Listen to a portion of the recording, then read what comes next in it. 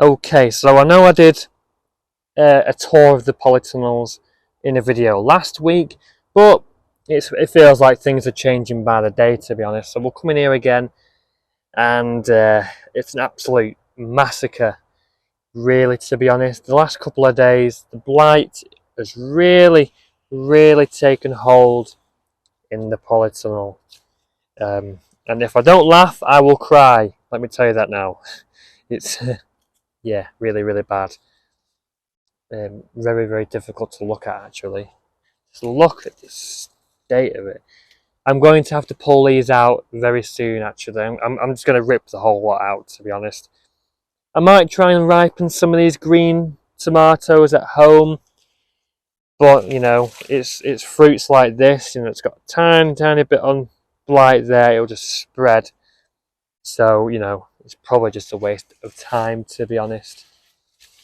And yeah, this is all down to the wet weather which we've been having the last few weeks. Because last year we didn't have any blight really, but this year it's just gone crazy. The blight is just a big problem. So yeah, tomatoes in this new polytunnel are a disaster. We have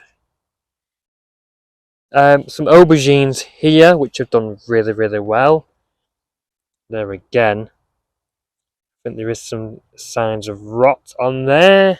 I thought it was too good to be true. They were doing so well. There's always something. But yeah, look at the size of that aubergine. We've already picked some of them.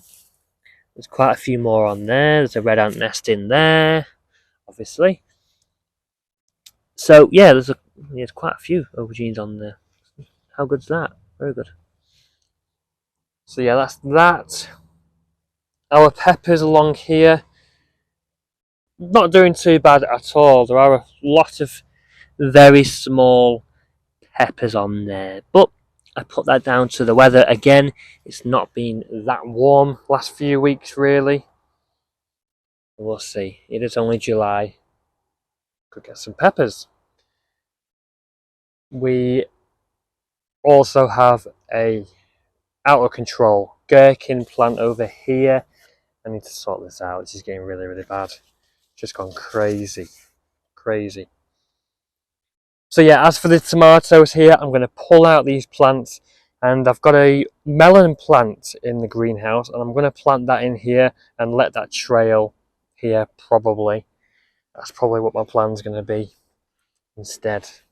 Our raised bed with parsnips, despite quite a lot of black fly attacks earlier this year, not anymore. The black fly, they have gone. There's no signs of black fly anymore. They are doing pretty nicely now. Should give us some nice parsnips for Christmas, so they should be nice.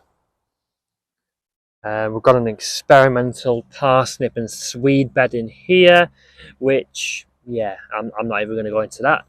And yeah, there's nothing going on in here. This was our broad beans, which I pulled out, and we just have a few blackcurrant bushes, which I'm probably just going to plant in here, to be honest. I'm going to make another fruit bed, I think. This other raised bed here, we have our beetroot. Got another beetroot bed over there. And yeah, we do have some beetroots which I could pick. There are some reasonable size beetroots here, I suppose. Although a lot of them have bolted due to, I think, just because they dried out in the modules early this year and they became stressed. So we have had a lot of them bolt. We have some more carrots in this bed here, which are getting to a decent size, similar to the other ones over there. We have another empty bed there, which nothing is happening in. And here is the big polytunnel, which, yeah, just like the other polytunnel, the tomatoes have been absolutely massacred by the blight. Not quite as extensive, It's not spread right the way through, but I think it'll only be another couple of weeks before these tomato plants have completely gone, I think. The mini munch cucumbers here, are still giving us copious amounts of little mini munch cucumbers. So these have been really, really nice this year, reaching the top, and now they're actually moving along the top there. Yeah, back to the tomatoes. It's a real shame, actually, because there's some really, really nice tomatoes here. Some of them are unaffected by blight, actually, but some of them, I'll show you an example. This one here has blight on it, which is a real shame. It actually has some holes on it. Some tomato fruit worm, and then the red ants have gone in after them, obviously. So yeah, that's a shame. Look at those lovely tomatoes there. Sartre tomatoes. Waiting for those to ripen, hopefully before the blight comes. We'll see. Yeah, the blight is just, it's there's little signs of it everywhere at the moment. Look at that one, I'm gonna have to pull that off. Yep, there we have it. That's a real shame. There. And it actually just gets worse further along you go, really. These Barry's Crazy Cherry tomatoes are a little bit like the other polytunnel ones at the moment. Just, yeah. Yeah, and it gets really, really bad here. You know, when your tomatoes have blight on the fruits like this, it's too late. And you may as well just rip them out, to be honest.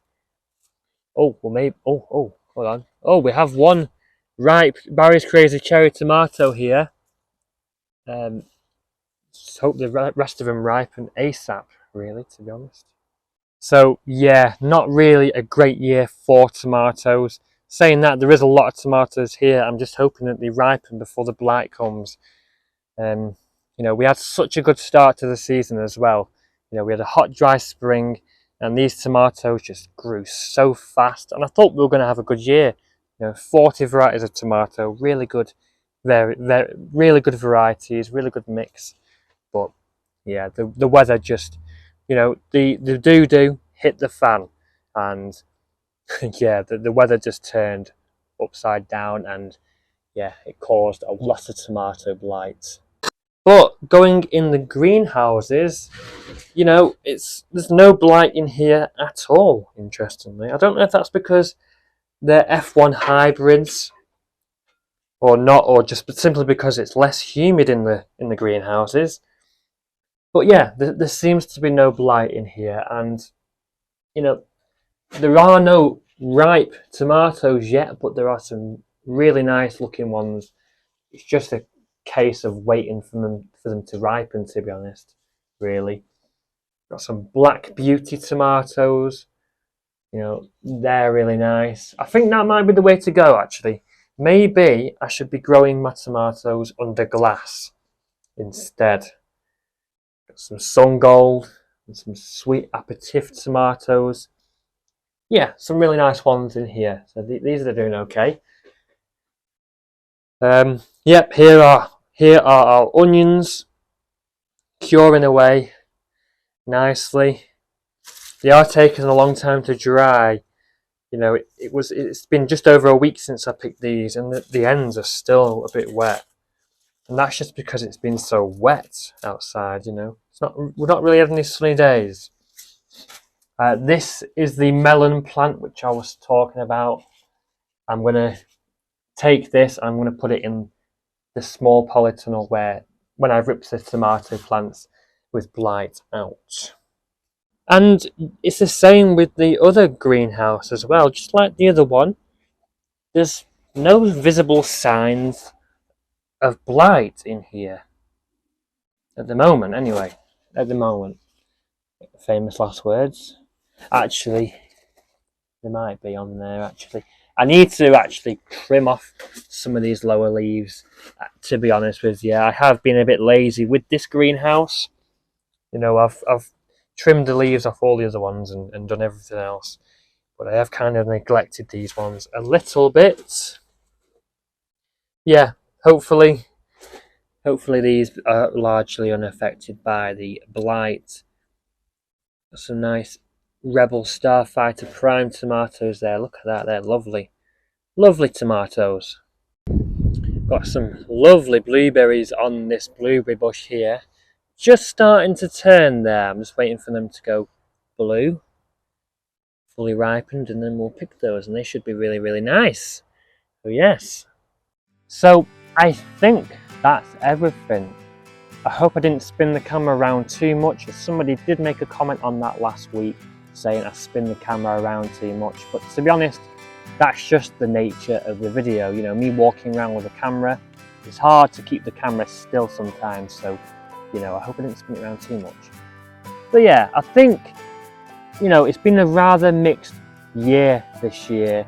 You know, things haven't gone so well, which I included in last week's video, and you know, there are plenty of things that have done well. You know, the potato harvest was good, the onion harvest was good, we're getting loads of beans.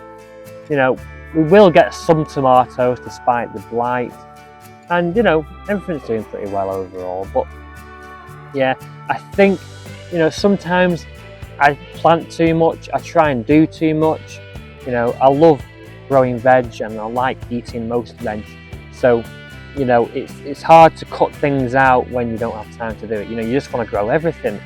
So yeah, I do sometimes take on too much, and I don't always have time to take care of everything. You know, it's very, very time consuming having an allotment, and it's hard work. So, you know, I do overrun myself a little bit from time to time, and sometimes I'm a little bit lazy with some things. You know, I'll start doing something, like with the gherkins, for example. You know, I planted the gherkins in the polytunnel, and now they've just gone wild, and I've lost control of them. You know, that's one example of me planting something and then just, you know, not following things through and neglecting them a little bit. So yeah, I do that sometimes. So, you know, do you do this? You know, do you do too much sometimes and then are unable to look after them? I know I do it quite a lot. So yeah, that was my July allotment tour.